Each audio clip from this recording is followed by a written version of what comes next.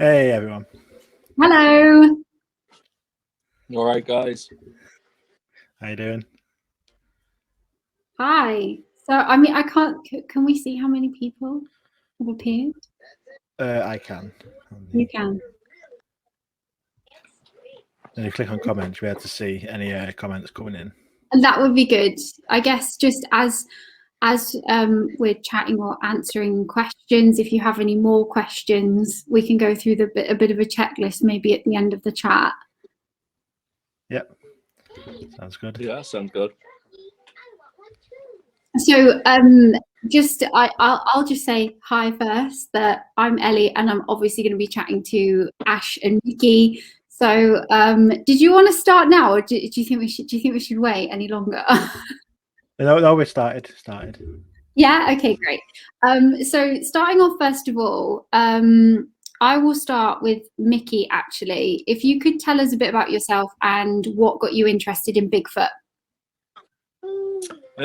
Well, I'm Micky. Obviously, I've started this group and tried to get teams together because my interest in Bigfoot, it all started, when I was about 16, 17. I just was always fascinated with the subject and stuff like that. Used to go camping a lot with friends, and then that turned into something altogether by itself when we had a bit of an experience of a couple of noises at night. We didn't have a clue what it was really. We were just thrown in at the deep end. So it was like more fascinating than anything. So that's when it become more of an obsession. What kind of noises did you hear, by the way? Well, on the first night, like we just went camping, so we're like doing what kids do when they go camping. We're having a drink and stuff like that, having a laugh and stuff. We heard like quite long, like loud banging noises. So we didn't really know what that was. Yeah. And there was really nobody else about. So one of my friends like had a look about the area, couldn't really find nothing, and then that was it for the first night. And then the second night we heard the bangings again. So I mentioned to my friends, like, look, it could be Bigfoot, and then they start laughing and stuff like that. But obviously the bangings start to continue, and then we heard like this, what can only be described as a loud roaring noise, like not Was like that a roaring, like when you. Oh no, go on, sorry. It was like a way I describe it is when you're trying to give your friends a bit of a fright and you do that big scream. Like we heard that, and it was about like 11, 12 o'clock at night, and that's when we decided to pack up and go. I'd be gone for sure. Gone, done. Same. And Ash, so like, what got you interested in Bigfoot originally? So I've always had an interest in all things paranormal. I'm mainly a UFO guy. Yeah. Since being a young teenager.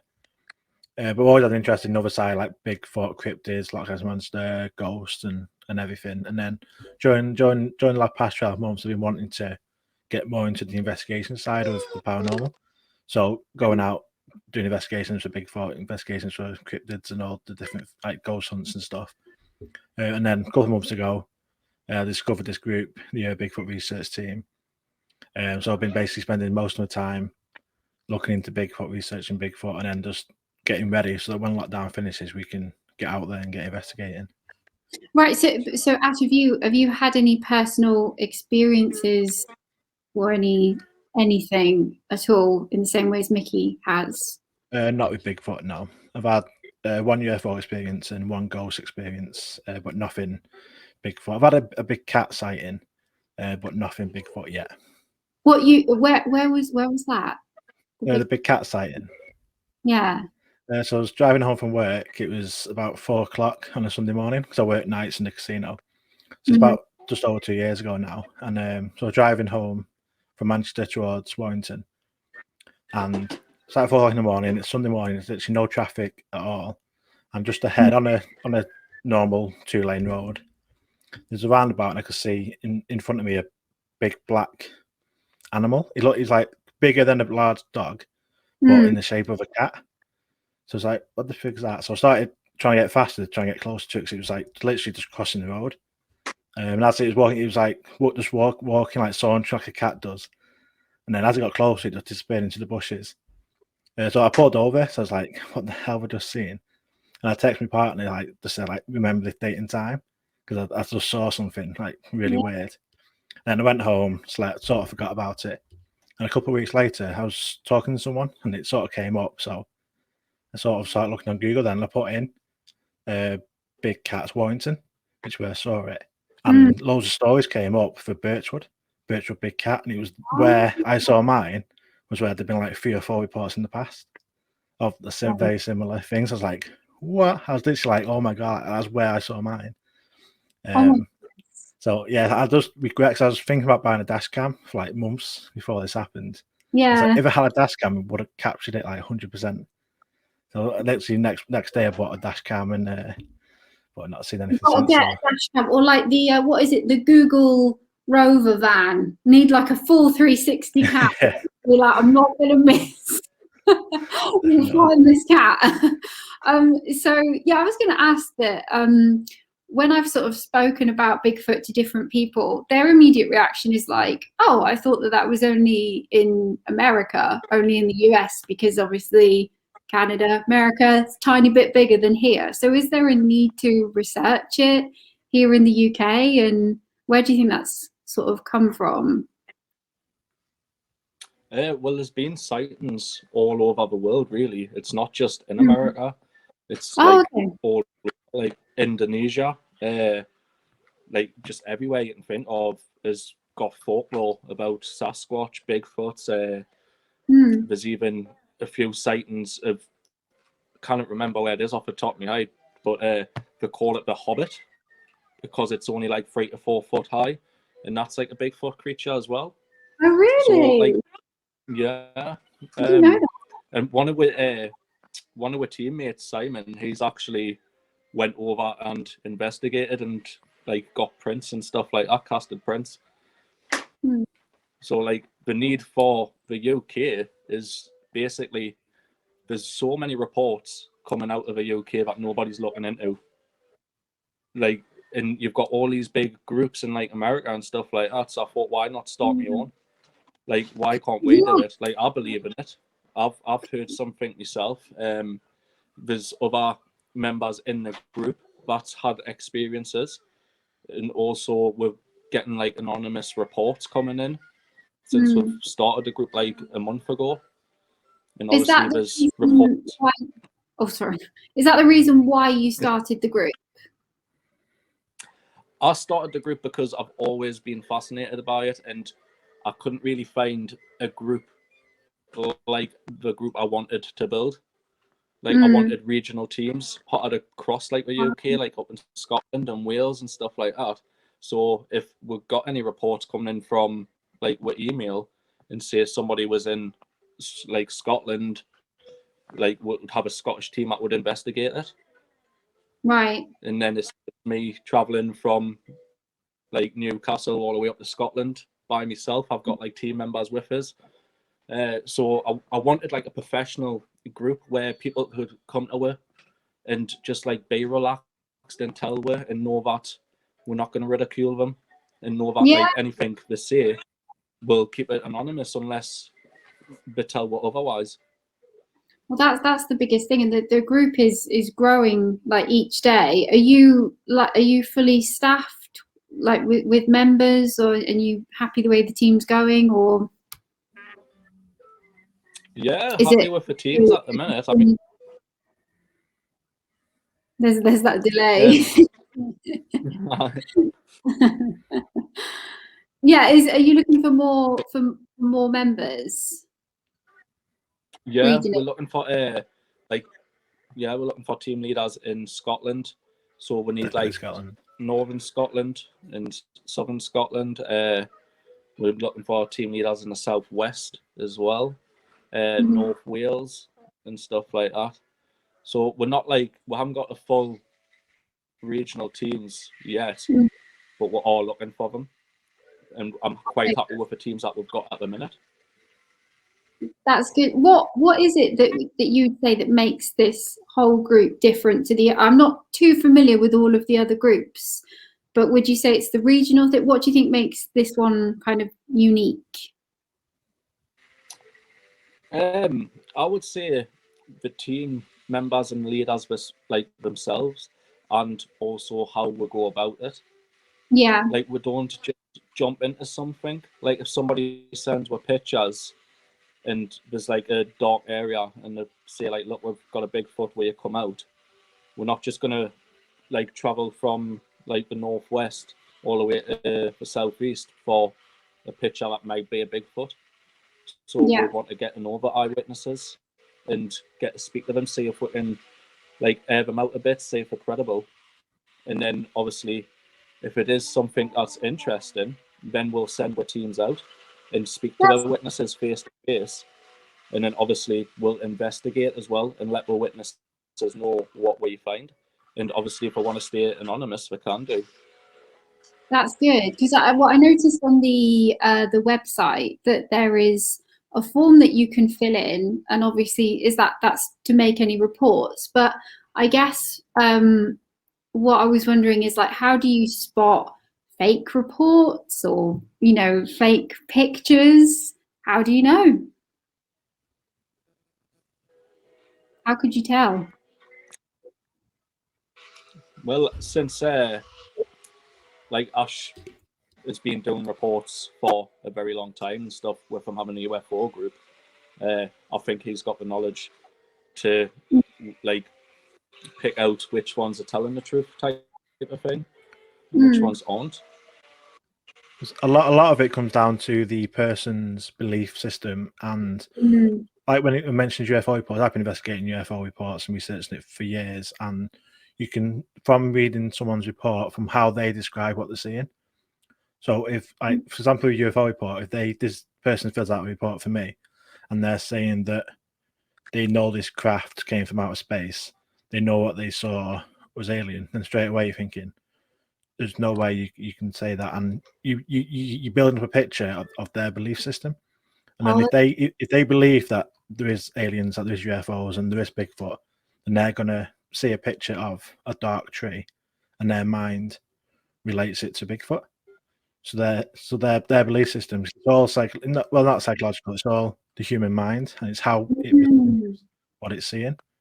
And what our approach is just a subjective view.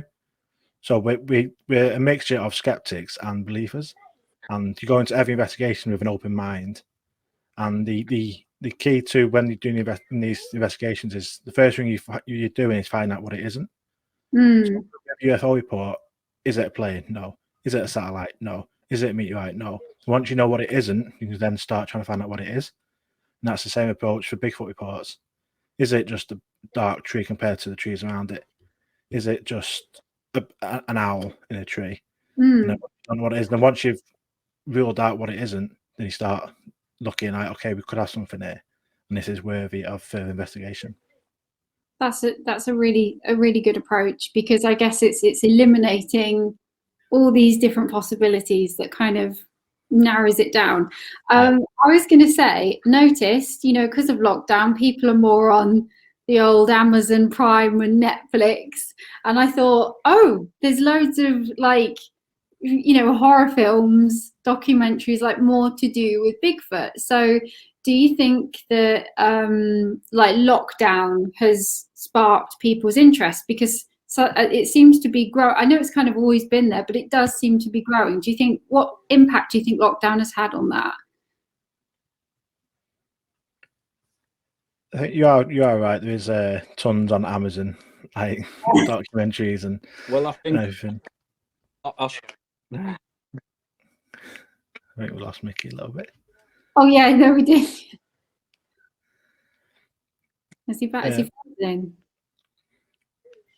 You only think, is that person being very still, or are they frozen? That's yeah. But what happens is again, I mean, I always try not to talk about UFOs when I'm doing a Bigfoot conversation. But the similarities between, because it's all like it's something that we don't know, there's similarities there. And when there's what you call UFO flaps or waves, where there's increased sightings, there's increased people being aware of what's going on. There's usually can be linked to the social side of life. So example, during lockdown, everyone don't know what's going on. It's new. People are scared, and people are looking for something different, looking for an escape, and they're looking for, because it's not the normal. This is something that's all new to all of us. Yeah. We're looking for explanations. We're looking for something different, and that's when people tend to see more UFO reports, more paranormal reports, because people are looking for something different and looking for an escape, and they're looking for answers, and they tend to look beyond the normal for the answers. That's true. That's really interesting. And also, you know, when you haven't got anything to do and you're looking at the sky, looking in the woods, then there's more to see. There's people who've got more time, I suppose, haven't they? I was going to say that not the debatable horror movies, but is there any, like, from either of you, documentaries that you liked, that you recommend to watch on Bigfoot?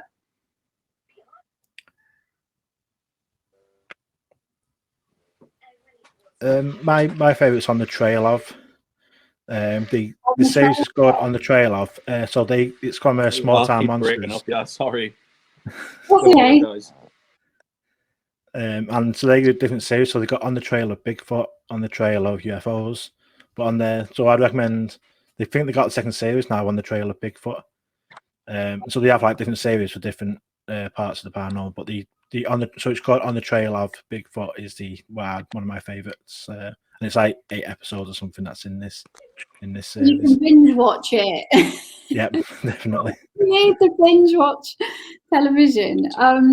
So this was another thing I was going to ask. That obviously lots of people, they like going out and they want to hunt for Bigfoot. So what advice would you give to anyone that is like, right, I want to go out there and just begin. I want to start. I probably let Micky answer this one a bit more, but one thing I always say is the main thing is never go on your own. Always make sure you've got someone with you. And when you do go out, always let someone know where you're going and what time you should be back. And if they haven't heard from you, for them to then contact you to make sure you're safe, because that's just obviously safety. And we always say this to our group members and our team members: safety is the most important thing, and never go alone. In terms of investigations, like I said before, I'm quite new to the whole Bigfoot thing. I'm not done an investigation myself yet. I've got the equipment ready for as soon as lockdown finishes. Yeah. But I guess an open mind is, because if you go looking for something, like I'm gonna go looking for a ghost, and that's your mindset, you will, like, again, perceive things differently.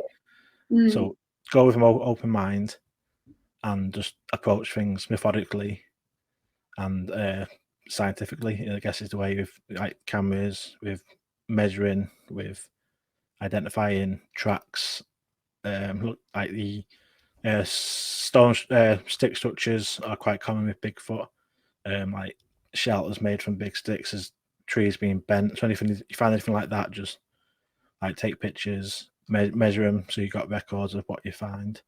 And if Micky's there, you probably have a bit more advice on what to take. So that was actually there's just this quite side note. What do you think of people want to take apples? You know, apples to leave for the gift. Gifting, yeah. Is it gift? Is it food? Like people like will do gifting, so it's like taking food and stuff like that for them. I've heard of people taking peanut butter and like undoing the jar a little bit to see if it can get into the peanut butter. Leaving apples to see if we take the apples and stuff. But I mean, if you're gonna gift, I would advise to put like a trail camera or something facing the food that you're leaving. Because I mean, you've got foxes out there, you've got badgers out there. Anything like that can like easily pick it up and take it away. So I mean, if you haven't got a camera and you have went into the woods in the mind frame of I'm gonna find a Bigfoot, then all of a sudden your food's gone, you haven't got a camera, it's like, oh my god, a Bigfoot's took me food. It's a good point. So I suppose what I was wondering as well is that how have because I mean, Bigfoot is quite an elusive creature. How do you think that the Bigfoots have like avoided detection? How do you think they've avoided it? Well, it goes back all the way to like the gorillas.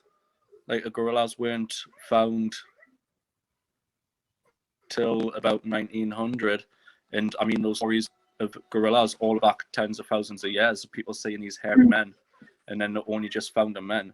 So I mean, being like 6 to 10 foot tall, I mean, there's a possibility that they are very elusive. They've done it for so many generations that it's become easy to them. Like in my eyes, it's like us going to work on a day-to-day basis. It's just something we do. We don't really think about it.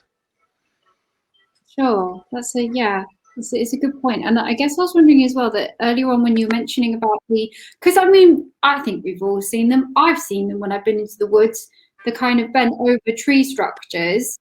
And, you know, is it kind of the scouts, the brownies? I mean, I know that we've not got that during lockdown, but what is it? Yeah. Do you think it's Bigfoot? Or do you think, because it just seems so, because they appear everywhere and it's like, is it, I don't know. What do you think it is? Well, I mean, some of it can be weather damage.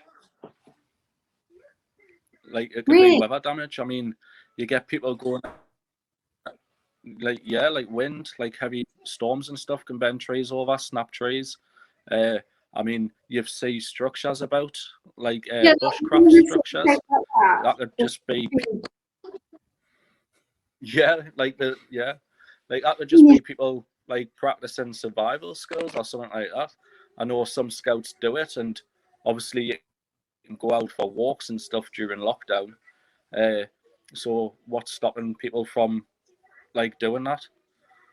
Like for me, if a Bigfoot does use huts like that, it'll be a lot bigger than what we've seen.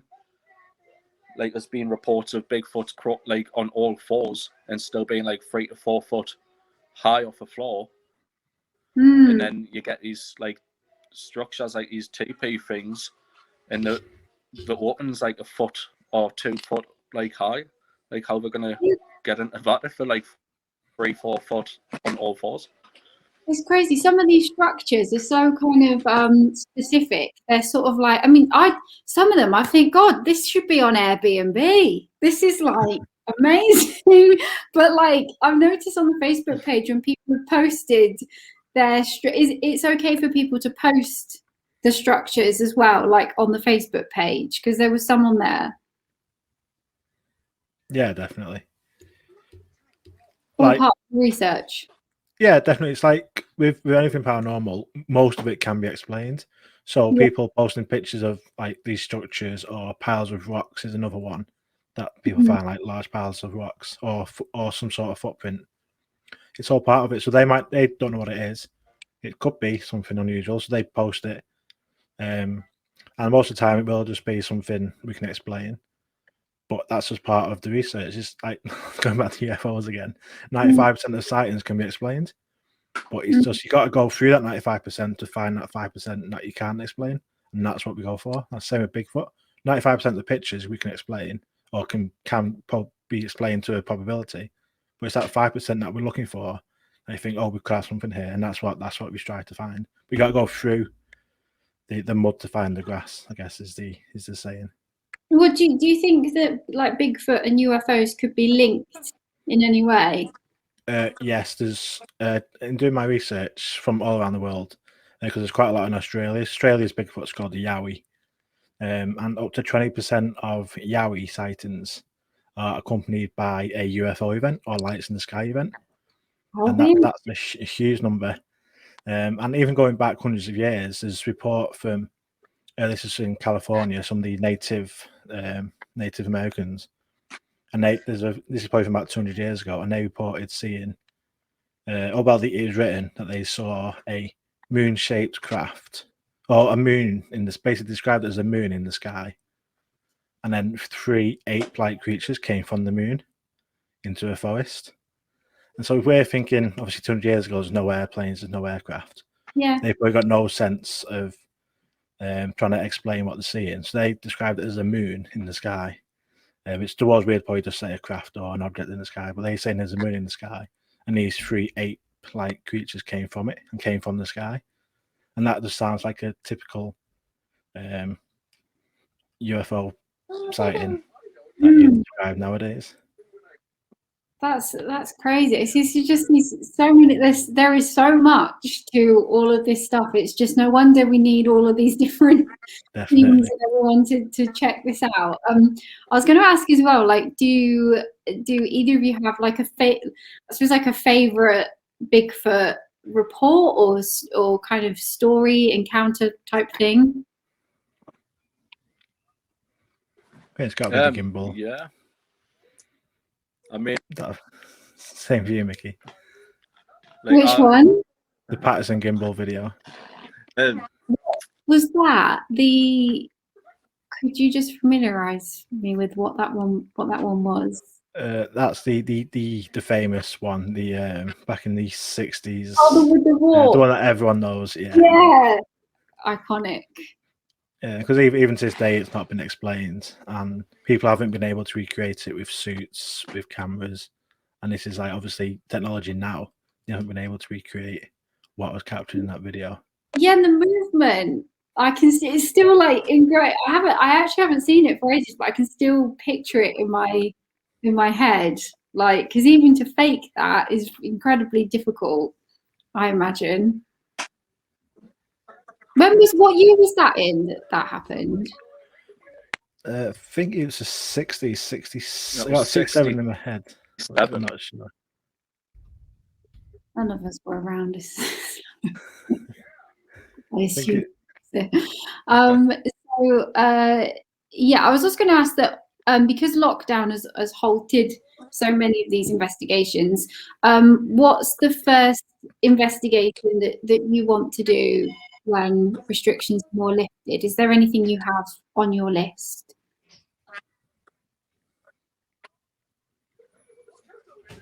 Yeah. Me and like a couple of the group members have been talking about going up to Harwood Forest, which is like in Northumberland Park. Oh, cool. I know like one of the team members have been up there before, and he wants to go back there. And there's a couple of our team members that would like to go back there because there's been reports from that area since like 2002 and 2003, all the way up to like 2019. So we're just trying to get through lockdown as fast as we can, really, and stick to the rules and stuff and social distancing. So we want to be safe. So we're just going to wait till everything's back to normal and then start heading out. Just like, hurry up, get back to normal. I was also going to ask, I don't know, is there any questions that we've got? I can't see on my screen. None are coming through. There's 3 people commented, but no questions as yet. So I haven't got any questions. Okay, I'm not here then. Oh my God, I've got my screen's too big. This is my problem. Yes. Okay. So that's the first one on the list. Have you got any in mind, Ash? And where's first on your list? Yes, I want to get to Cannock Chase. Where's that? It's in Staffordshire, and Cannock Chase is famous. It's had Bigfoot reports, it's had UFO reports, it's had Dogman reports, werewolf reports, ghost and poltergeist reports, black-eyed children reports. Literally so many all unusual things going on in that. It's quite a big forest there. It's quite a large forest, and it's just been literally all sorts reported there for years. And that's literally as soon as we can, I'm down there for a few nights, just setting up cameras and seeing what happens. Wow, you see that apart from this, there's so many things that I haven't found out about or I don't know about. I suppose the group is very good for people that kind of know their stuff, or if you're just sort of learning and like me, and I'm like, okay, what's going on about, you're open to hearing about different things. It's really interesting. We've got a question on Facebook. Yeah. Can Bigfoot see in the dark? I'll let Mickey take this one.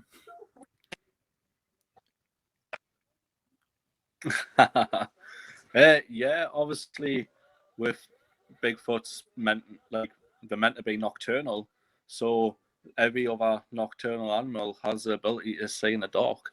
That would explain also when people see sightings of eye shine. So, like, obviously reflective eyes when there's no light, that becomes like a thing of nocturnal animals. Like them can do that, like when you see owls at night and their eyes are shining, but there's no light about. So I do believe they can see in the dark. That's a really good point. I would imagine should be able to. A Bigfoot, do they tend to be nocturnal? Are they nocturnal, or are they more day, or a mixture of both?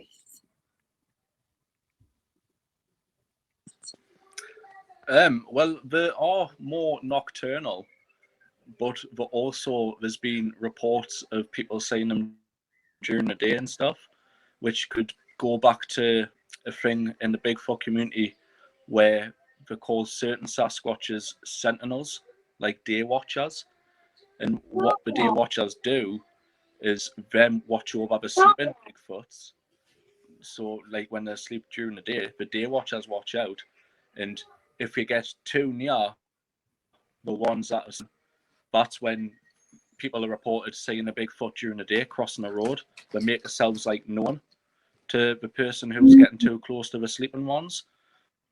Or you might hear like a banging noise, so your attention goes to that direction, so the rest of them can move on, type of thing. So they are like more nocturnal. So that's why investigators do happen to go out more during the night. That's a good point, because I can remember hearing about with caveman times when there would be the hunters and then there would be the watchers. So there was like a difference in how they could get food and safety and like a routine, I suppose. So that would definitely make sense. Yeah.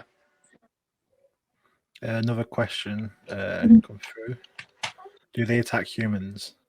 So I know from when I've done my research is they do tend to be not confrontational.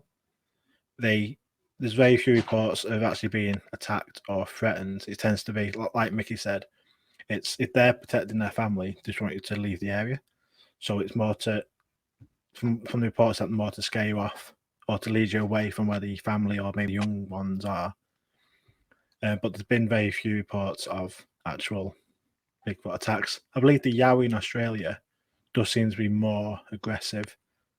But in terms of the North American Bigfoot, I do believe it's more not as aggressive. But Micky might have a bit more knowledge. Yeah, totally agree with what Ash is saying, to be honest. There has been a few reports which I don't really take into account, but there's been a few reports of, well, it was the one about a man getting kidnapped by a Bigfoot and getting taken up like a mountain for 6 hours straight, and there's been people reporting, obviously the people report about them throwing rocks at you, but that's more of a territorial thing. So if you're in their territory, they try to get rid of you. So that's where the howls, the roars, the rock throwing comes into it. So I don't think, minus the ones that people are getting kidnapped and stuff, I can't really like think about anything about them attacking humans. But obviously the getting kidnapped thing is a bit out there even for me.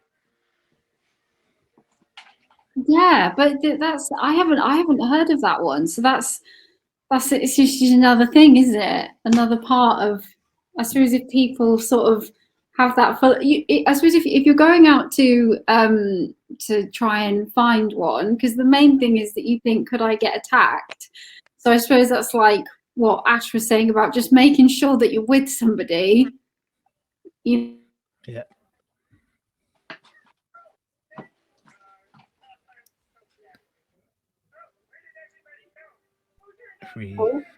Okay, we're back. Stay back.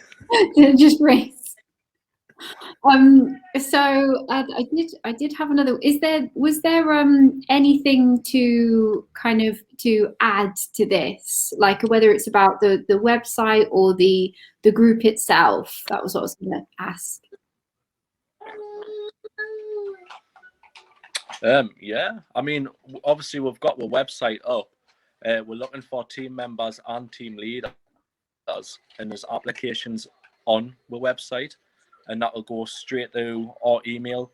And then obviously people are still working and stuff like that within the group, so we're trying to get through the applications as fast as we can, but unfortunately it's not going to be straight away. But we've also got report forms, and for anyone who's watching who has seen something or heard something, you can fill in a report form. If you don't feel comfortable doing it, you can actually anonymous. So we won't tell anyone your name or anything like that. Any personal information will not give out, and it'll be 100% anonymous, and just to make you feel comfortable. Basically, we don't want any fame or fortune out of it. And obviously people who don't come forward are scared of ridicule and stuff. You will not get that from our group. We're strictly professional. We take everything into account, and we will say, if we don't think it was anything, if you had pictures or anything like that, we'll let you know. If we don't think there's anything there, if it needs further investigation, we will send a team out, and we'll get investigating in the area you had your encounter.